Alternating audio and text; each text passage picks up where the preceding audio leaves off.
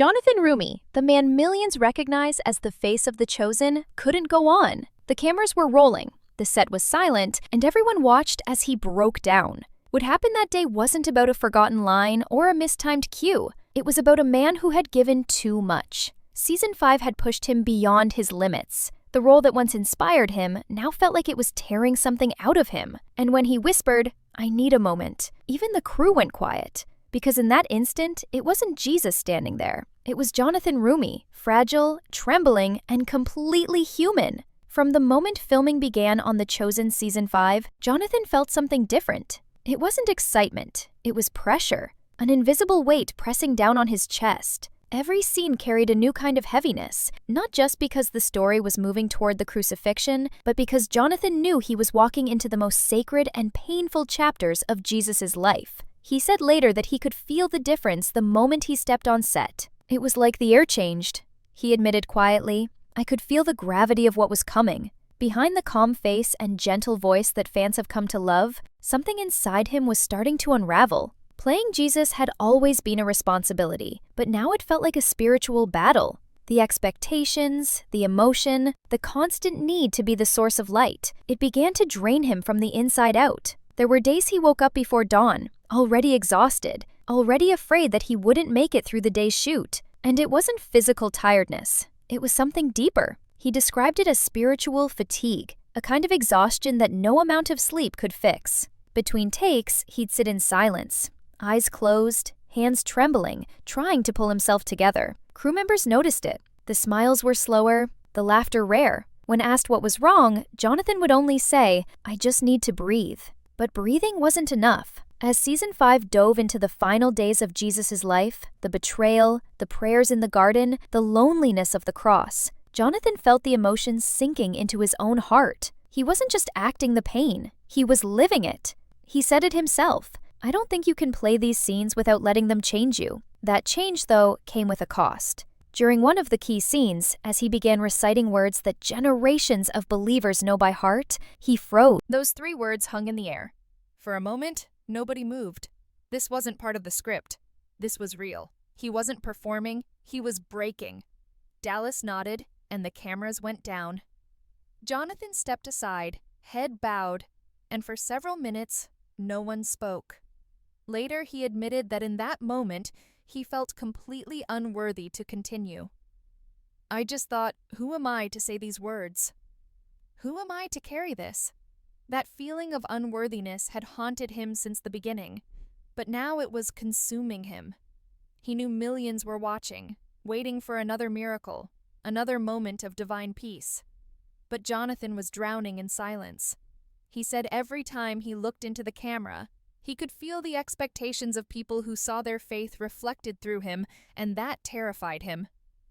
"It's beautiful," he said softly, "but it's also crushing." You don't want to let anyone down, especially him. As production continued, the emotional weight only grew heavier. Long days turned into long nights. He'd finish filming, go home, and sit in darkness, unable to speak. He called it an emotional fog, a state where everything around him felt distant, where his thoughts wouldn't stop spinning. Sometimes after a particularly heavy day, he'd find himself praying just to find peace again. What made Season 5 different wasn't just the intensity of the story, it was how personal it had become. Jonathan confessed that he started seeing parts of himself in the pain he was portraying. The fear, the loneliness, the doubt, it wasn't just Jesus feeling that. It was me. That realization shook him. It blurred the line between character and actor in a way that scared him deeply. He told one interviewer that the hardest part wasn't the crucifixion or the miracles. It was the silence between takes.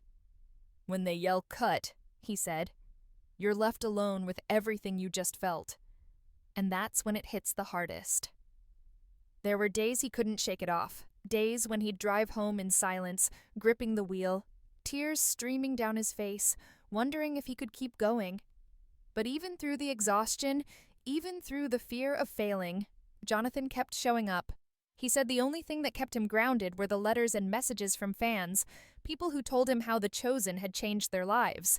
That, he said, reminded him why he had to continue. But deep down, he knew the toll was getting heavier. Every scene felt like it was taking something from him. And then came the moment, the one that broke him completely. During a powerful emotional sequence, Jonathan reached the point where he couldn't separate himself from the role anymore. The pain was too real, the emotion too raw. As he tried to speak, his voice cracked. Tears came, not as part of the script, but because something inside him had finally given way. Dallas Jenkins called for a break, but Jonathan didn't move.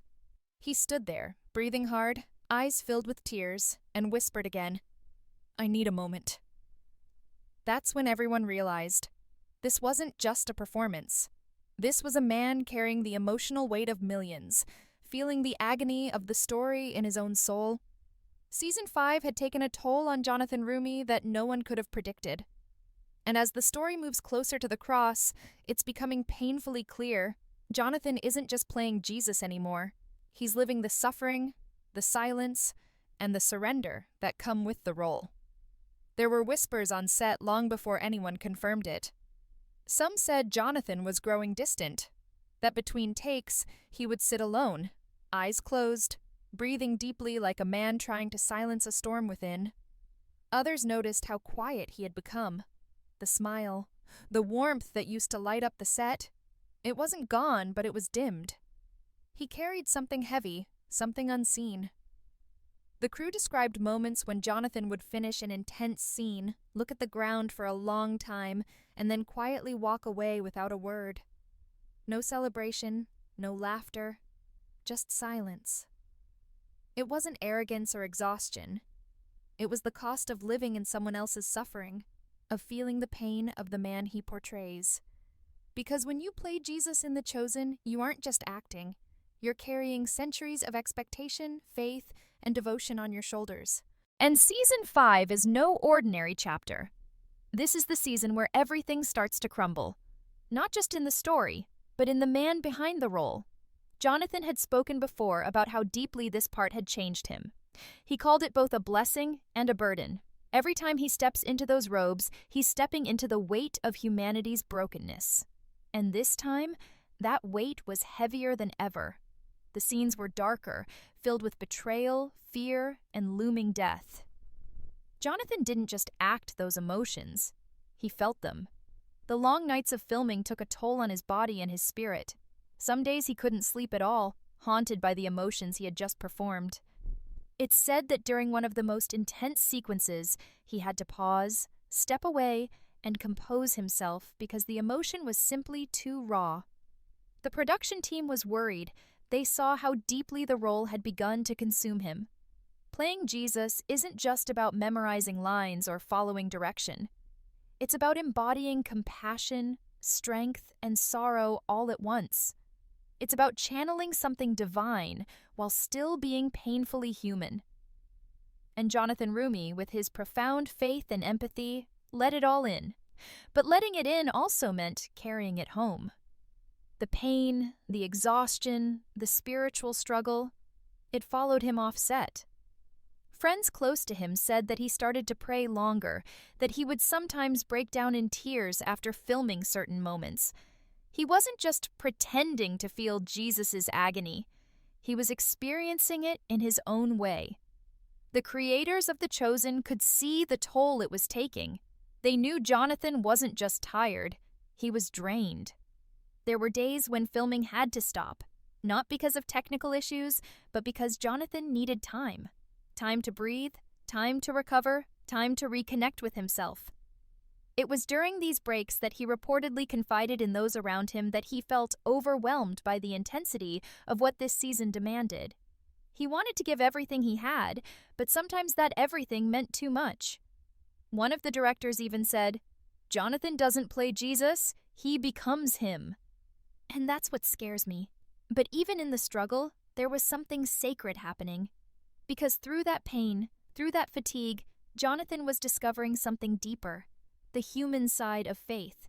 The exhaustion, the heartbreak, the moments when even belief feels too heavy to hold. That's what makes his portrayal so powerful. It's not polished perfection. It's vulnerability. It's real. It's the kind of performance that comes at a price, the kind that blurs the line between actor and soul. Season 5 pushed him to that edge, and in doing so, it reminded everyone watching that The Chosen isn't just a show. It's a journey, one that tests not just the faith of its characters, but of its cast, too.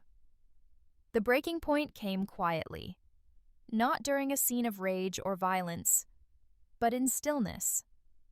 One afternoon, under the heavy lights of the set, Jonathan stood in silence before a camera. It was a moment meant to capture peace, but what the crew saw in his eyes was pain. He had filmed countless emotional moments before, but this was different. Something inside him seemed to shift. As the cameras rolled, he delivered the lines with trembling sincerity, his voice cracking not from acting, but from something real. When the director finally called cut, Jonathan didn't move. The crew waited. Seconds turned into a minute. Then he simply lowered his head, whispered something under his breath, and walked off set. No one followed him at first. Everyone knew they had just witnessed something raw, something that couldn't be explained by exhaustion alone. When Jonathan finally returned later that day, he was pale and quiet. The weight of what he was carrying had become too much. Reports later confirmed he needed time away, not a publicity stunt, not drama, but rest. Real rest, physically, emotionally, spiritually. The schedule was adjusted, scenes were rearranged, filming slowed down, because no matter how strong his faith or dedication was, Jonathan Roumie is still human. And sometimes, even the strongest faith needs to pause and heal. Crew members said it was like watching someone who had given every last piece of himself for the story. Every scene he played drained him, not because of the work, but because of the meaning behind it. He wasn't just reenacting scripture, he was reliving it. When Jonathan finally returned to the set weeks later, something in him had changed. The crew noticed it immediately. The quiet strength in his eyes, the calm way he carried himself, the deeper stillness that seemed to surround him. He looked like a man who had walked through fire and somehow found peace on the other side. His first day back wasn't an easy one. The schedule had been rearranged, and the scenes waiting for him were among the most emotionally demanding in the entire season, the moments leading up to Jesus' betrayal and arrest. Everyone wondered if he was ready. But when the cameras began to roll, Jonathan didn't hesitate. What poured out of him was something no one could have directed or scripted. It was raw, real, and painfully human. His voice trembled not from fatigue, but from truth. He wasn't just performing anymore, he was confessing. Every line, every tear felt like a piece of his soul being laid bare. The director, Dallas Jenkins, later revealed that he barely gave Jonathan any notes during those scenes. He didn't need them, he said. He was already there. And indeed, he was.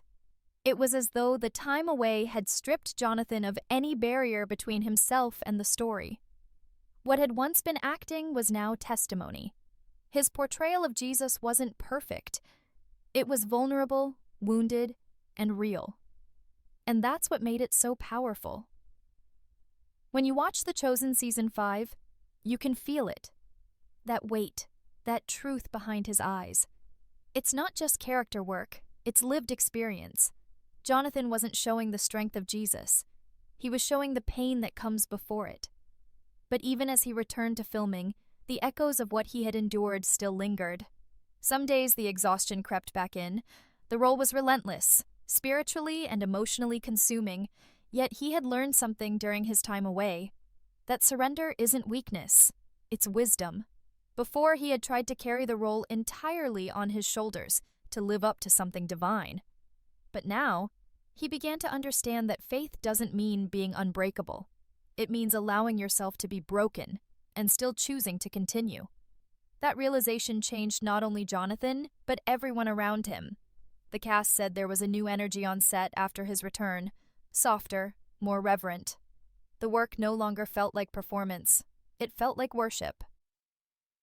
During one quiet evening after filming, Jonathan reportedly gathered a few close castmates and shared something personal. He said that while filming the season, he felt closer to God than ever before, but also further from himself. "It's like he wanted me to understand the pain before the peace," he told them. That statement captured exactly what The Chosen Season 5 represents. Not glory, not miracles, but the painful journey of love, sacrifice, and surrender. It's the kind of truth that breaks a person before it rebuilds them. Jonathan had lived that truth, not as an actor, but as a believer. Behind the scenes, there were moments when he would quietly pray with members of the crew before filming.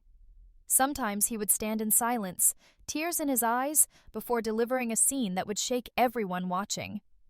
One crew member said, "It didn't feel like we were filming a show anymore. It felt like we were witnessing something sacred."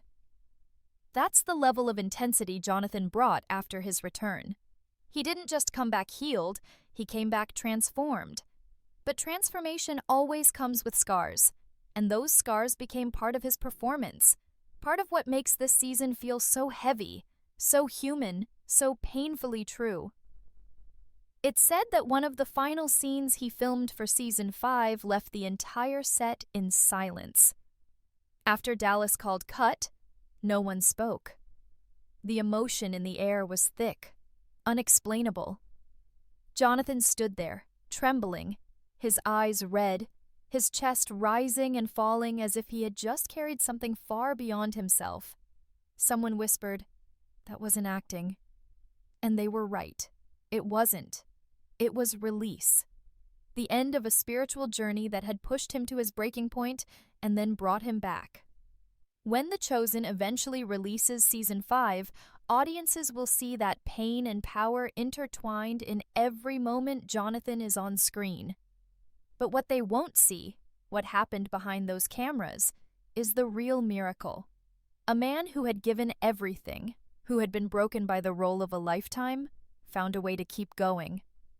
He didn't return because he had to. He returned because he believed in the message he was carrying. He believed that someone, somewhere, needed to see that even the purest faith can tremble, even the strongest heart can falter, and still, light can rise again. Jonathan Roumie's journey through Season 5 wasn't just about portraying Jesus, it was about discovering what it truly means to walk through pain and still have hope. His suffering mirrored the very story he was telling. The difference is, this wasn't written by a screenwriter. It was written by life itself. And through it all, Jonathan reminded the world that holiness isn't found in perfection. It's found in perseverance.